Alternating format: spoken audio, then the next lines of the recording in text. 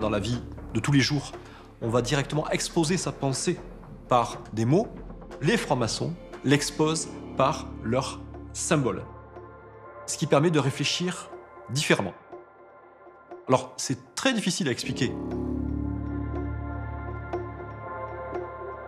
Les symboles, style l'équerre, le compas, sont là, en fait, chaque fois présents autour de nous, c'est-à-dire sur les décors que nous portons, partout dans la loge, pour nous rappeler le travail à faire.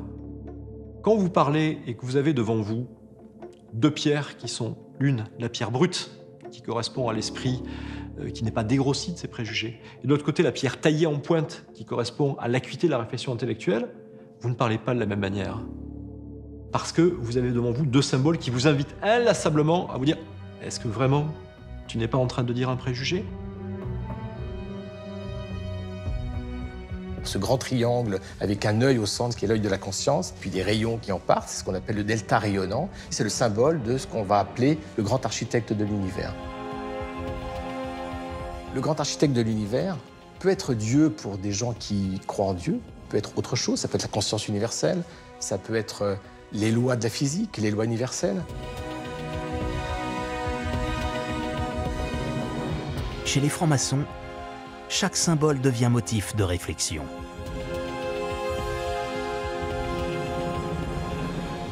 Le fil à plomb peut signifier pour certains la droiture, pour d'autres la recherche de la perfection. Le pentagramme, baptisé étoile flamboyante, peut aussi bien être symbole d'harmonie que l'image de l'homme initié qui rayonne au milieu des ténèbres. Un autre symbole est l'hexagramme, l'étoile à 6 branches. L'étoile à 6 branches est formée en plaçant un triangle qui pointe vers le haut et un autre qui pointe vers le bas. Le premier triangle pointe vers le ciel, l'autre triangle pointe vers la terre. Mais vous ne pouvez pas les séparer l'un de l'autre. Le ciel et la terre, le macrocosme et le microcosme ne font qu'un. C'est quelque chose qui nous renvoie à l'aspect immatériel de nous-mêmes.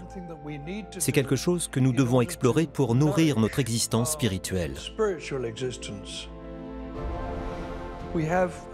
Un autre symbole intéressant est le point au centre d'un cercle, encadré de 2 lignes parallèles situées de chaque côté. Le point au centre du cercle représente l'endroit où je vais pour me connaître et être avec moi-même, et pour mieux me comprendre et trouver ma propre lumière divine en moi. Une fois que j'ai découvert cette partie de moi-même, je peux aller jusqu'à la circonférence du cercle qui entoure le point et être avec le reste de l'humanité. Mais je dois d'abord me connaître moi-même. C'est une allégorie très puissante.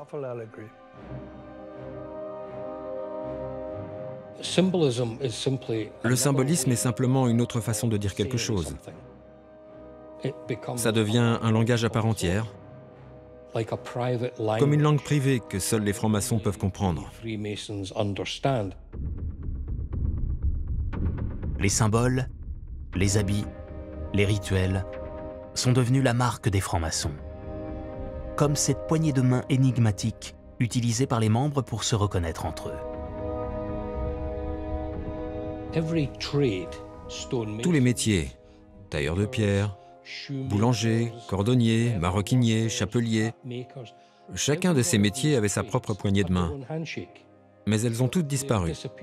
Celle des francs-maçons est la seule qui est restée. En fait, il y a 400 ans, tout le monde avait une poignée de main spéciale. Ce n'était donc pas inhabituel. C'est seulement inhabituel aujourd'hui parce que nous sommes les derniers à l'utiliser. Donc vous pouvez pas me montrer votre poignée de main? Non. Pourquoi? Parce que vous n'êtes pas membre. On le fait automatiquement. Quand on me l'a montré la première fois, j'étais encore un peu hésitant. J'avais même pas 30 ans à l'époque. Évidemment, une fois que vous devenez un franc-maçon plus régulier, vous voyez vos frères la pratiquer en permanence. Et ensuite, une fois que vous fréquentez les rituels au sein de votre loge, vous le faites inconsciemment. Les francs-maçons sont donc les héritiers de pratiques ancestrales. Si les traces des premières loges, qui regroupaient des membres qui n'étaient pas tailleurs de pierre, ont été retrouvés en Écosse et dans des petites villes d'Angleterre au XVIIe siècle, c'est à Londres que va se dérouler l'un des événements les plus marquants de l'histoire de la franc-maçonnerie moderne. La naissance de la première grande loge maçonnique. Un événement qui reste encore aujourd'hui teinté de mystère. Dans les premières années du XVIIIe siècle, uniquement à Londres, il y avait plusieurs loges de francs-maçons.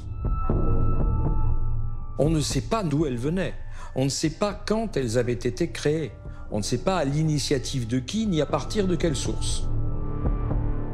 Toujours est-il que, entre 1717 et 1721, 4 loges vont se réunir pour constituer une grande loge, ce qui n'avait jamais existé avant.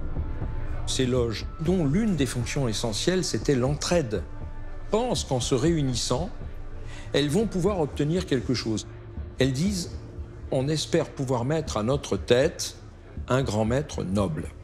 C'est au fond de reprendre l'idée qui existait en Écosse au XVIIe siècle, quand on faisait de notables locaux des francs-maçons uniquement pour qu'ils puissent eux-mêmes faire un don à la caisse de la loge.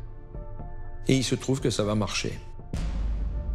Cette assemblée très modeste de petites gens se retrouve en 1721 avec un grand maître qui n'est autre que John, deuxième duc de Montaigu, très proche du roi, et c'est surtout l'un des hommes les plus riches d'Angleterre, et qui va naturellement faire un don massif à la caisse de la Grande Loge.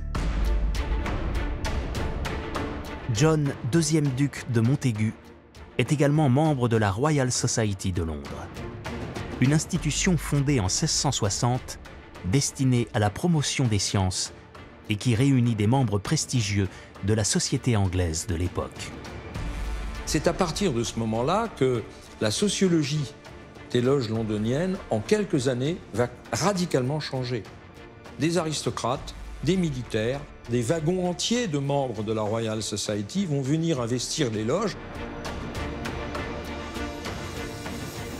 Il y a un projet qui naît dans l'esprit des nouveaux dignitaires de cette grande loge, c'est de devenir une organisation qui va fédérer, diriger, contrôler, organiser la vie des loges. Et pour ça, il faut des règlements.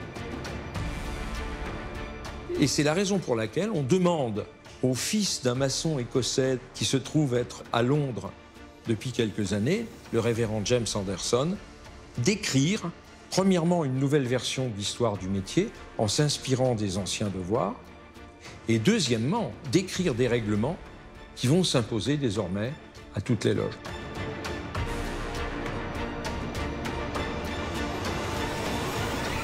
Et on voit au fur et à mesure des années des loges qui apparaissent et qui viennent se joindre à la Grande Loge.